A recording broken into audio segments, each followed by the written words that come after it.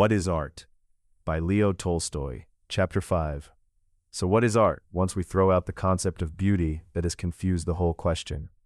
The latest and most intelligible definitions of art, the ones that stand free of the concept of beauty, run as follows.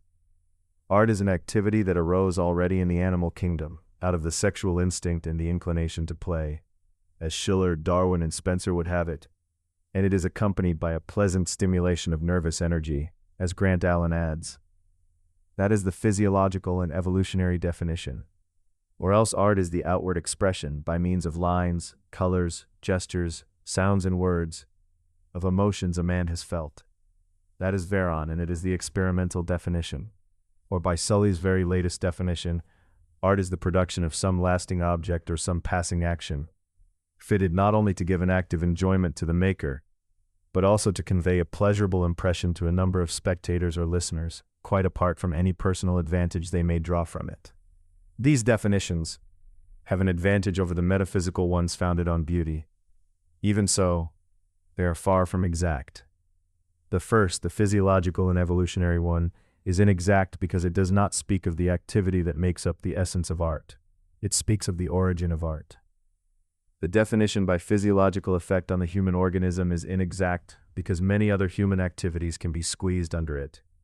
That is exactly what happens in the new books on aesthetics, which count as art the making of handsome clothes, of pleasant scents, and even of dishes to eat.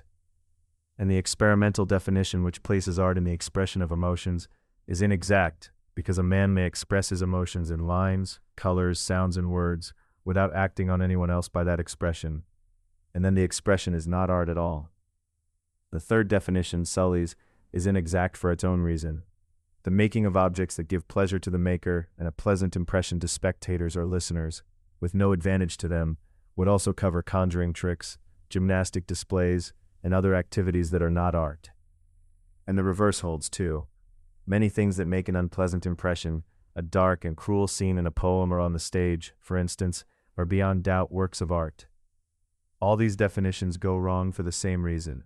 In every one of them, exactly as in the metaphysical definitions, the aim of art is taken to be the enjoyment we get from it, and not its purpose in the life of man and of mankind. To define art precisely, we must first of all stop looking at it as a means of enjoyment. We must look at it as one of the conditions of human life. Look at art that way, and we cannot fail to see that art is one of the means by which people commune with one another. The person who receives it enters into a certain kind of communion with the one who made it, or is making it, and with everyone else who receives the same artistic impression at the same time as he does, or received it before him, or will receive it after him. The word, which carries the thoughts and the experience of men, serves as a means of union among them. Art acts in just the same way, but this means of communion has a peculiarity that sets it apart from communion by the word. By the word, one man hands his thoughts to another. By art, men hand one another their feelings. The activity of art rests on this. A man who takes in through his hearing or his sight the expression of another man's feeling is able to feel the very same feeling that the other man felt as he expressed it. Here is the simplest example. A man laughs, and another man grows merry. A man weeps, and whoever hears him grows sad. A man is roused and angry, and another watching him comes into the same state. By his movements and by the sounds of his voice, a man shows courage, or resolve, or the opposite, dejection, quiet. And that mood passes into other people. A man suffers, and shows his suffering in groans and writhing, and the suffering passes into others. A man shows his feeling of wonder, of reverence, of fear, of respect for certain objects, persons, or events, and other people are infected by it.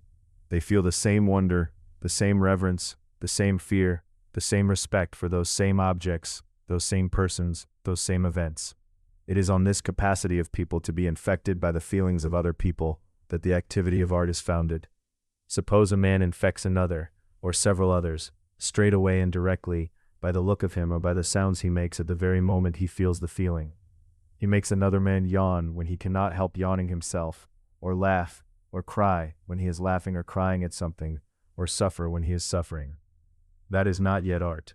Art begins when a man, with the aim of handing on to other people a feeling he has once experienced, calls that feeling up again in himself, and expresses it by certain external signs. Take the simplest case.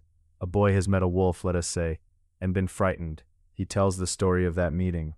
To call up in others the feeling he felt, he describes himself, his state of mind before the meeting, the surroundings, the wood, his own carelessness, and then the look of the wolf, its movements, the distance between himself and the wolf, and so on. If the boy, while he tells it, lives through the feeling once more and infects his listeners and makes them live through everything he lived through, then all of this is art. And if the boy never saw a wolf at all, but was often afraid of one, and wanting to call up in others the fear he had felt, he invented the meeting and told it so that his story raised in his listeners the same feeling he had when he pictured the wolf to himself, then that too is art. It is art in the same way when a man has felt, in reality or in imagination, the horror of suffering or the sweetness of delight, and has set those feelings down on canvas or in marble so that others are infected by them.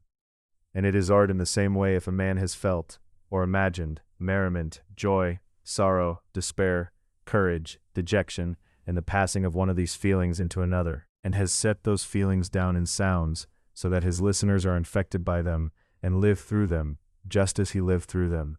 Feelings of every kind, very strong and very faint, very weighty and very trifling, very bad and very good, are the stuff of art, provided only that they infect the reader, the spectator, the listener. The feeling of self-renunciation and submission to fate or to God, carried by a drama, the rapture of lovers, described in a novel, the feeling of sensual desire, painted in a picture, courage, carried by a solemn march in music, merriment, roused by a dance, comedy, roused by a funny story, the feeling of stillness, carried by an evening landscape or a lullaby, all of it is art.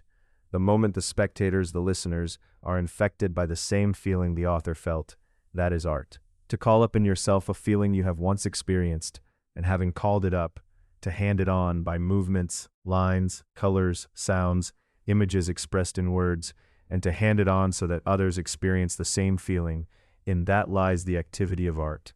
Art is a human activity, and it consists in this.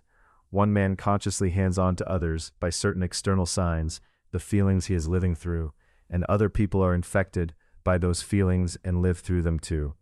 Art is not, as the metaphysicians say, the manifestation of some mysterious idea of beauty of God. It is not, as the physiologists of aesthetics say, a game in which a man lets off the surplus of his stored energy. It is not the expression of emotions by external signs. It is not the making of pleasant objects. Above all, it is not enjoyment. It is a means by which men commune with one another, joining them together in one and the same feeling, and it is necessary for life and for the movement of the individual and of mankind towards the good. Thanks to his capacity to understand thoughts expressed in words, every man can learn all that the whole of mankind has done for him in the realm of thought. In the present, thanks to that capacity to understand the thoughts of others, he can take part in the work of other men, and thanks to that same capacity, he can hand on his own thoughts, those he has taken from others and those that have risen in him, to his contemporaries and to those who come after. In exactly the same way, thanks to man's capacity to be infected through art by the feelings of other people, everything that mankind lived through before him becomes open to him in the realm of feeling. The feelings of his contemporaries become open to him, and the feelings that other men lived through thousands of years ago, and it becomes possible for him to hand on his own feelings to other people. If men had no capacity to receive the thoughts that men before them had thought and handed on in words, and no capacity to hand on their own thoughts to others, they would be like beasts or like Caspar Hauser. And if men lacked that other capacity, the capacity to be infected by art, they would very likely be wilder still, and above all, more divided from one another and more hostile. And so the activity of art is a most important activity. It is as important as the activity of speech, and it is just as widespread. The word acts on us not only through sermons, speeches, and books, but through all the talk by which we hand our thoughts and our experience to one another. In the same way, art, in the broad sense of the word, runs through the whole of our life. Only certain expressions of it do we call art in the narrow sense. We are used to understanding art as nothing but what we read, hear, and see in theaters, in concerts, at exhibitions, buildings, statues, poems, novels. But all of that is only the smallest fraction of the art by which we commune with one another in life. The whole of human life is filled with works of art of every kind, from the cradle song, the joke, the mimicry, the ornament on our houses, our clothes and our household things, up to church services and solemn processions. All of it is the activity of art. So what we call art, in the narrow sense of the word, is not the whole of that human activity which carries feelings. It is only the part we single out for some reason from the rest, and to which we give a special importance. All people have always given that special importance to the part of this activity that carried the feelings flowing from their religious understanding of life. And this small part of the whole of art, they called art in the full sense of the word. That is how the men of antiquity looked at art. Socrates, Plato, Aristotle, that is how the Hebrew prophets looked at it, and the early Christians. That is how the Mohammedans understood it, and understand it still. And that is how religious people among the common folk understand it in our own day. Some teachers of mankind, Plato and his Republic, the first Christians, the strict Mohammedans, the Buddhists, often went so far as to deny all art whatever. People who look at art this way, against the view of our own day which counts every art good so long as it gives enjoyment, considered and still consider that art is dangerous in a way the word is not. You can refuse to listen to a word. Art infects people against their will. It is so dangerous in this that mankind would lose far less by banishing all art than by admitting any art at all.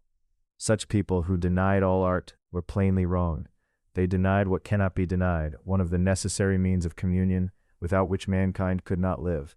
But the people of our European civilized society, of our circle and our time, are no less wrong when they admit any art whatever so long as it serves beauty, that is, so long as it gives people pleasure.